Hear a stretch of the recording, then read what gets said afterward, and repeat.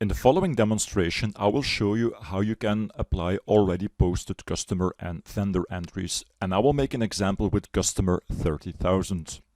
So here you can see a cash receipt journal line I've prepared with an amount but without an application. So I will post this as an open payment line for this customer, so a non-applied line. That's very important for this example.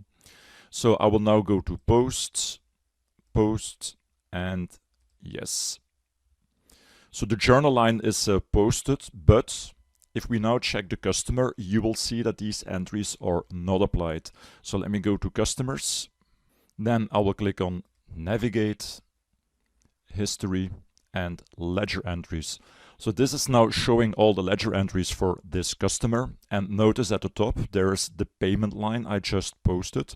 But if we scroll a bit more to the right, you can see that there is a remaining amount. And that's of course simply because I didn't apply the payment.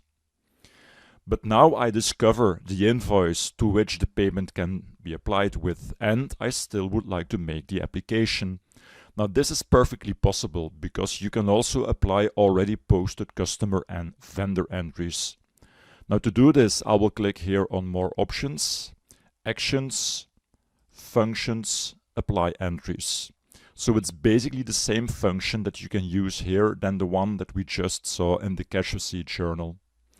However, what is very important is that you select one of the entries that you want to apply. In this case, I've selected the payment line.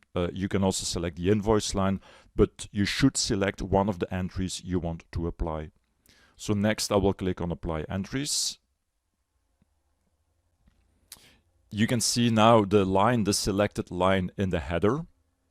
And now I can simply select the line I would like to apply with. So the second line. I can then assign the ID again, so basically the same as in the cash receipt journal. So I will click on process, set applies to ID. So in this case, you see that Business Central uses the user login, student in my case. And then, and that's also very important, I need to post the application. So by clicking on more options, actions, application, I can run the post application function.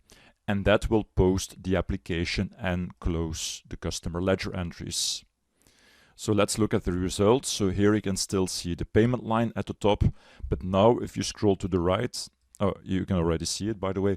So if you scroll enough to the right, you can see now that the remaining amount is set to 0, which means that now the payment is applied with the invoice that you can see here at the bottom of the list.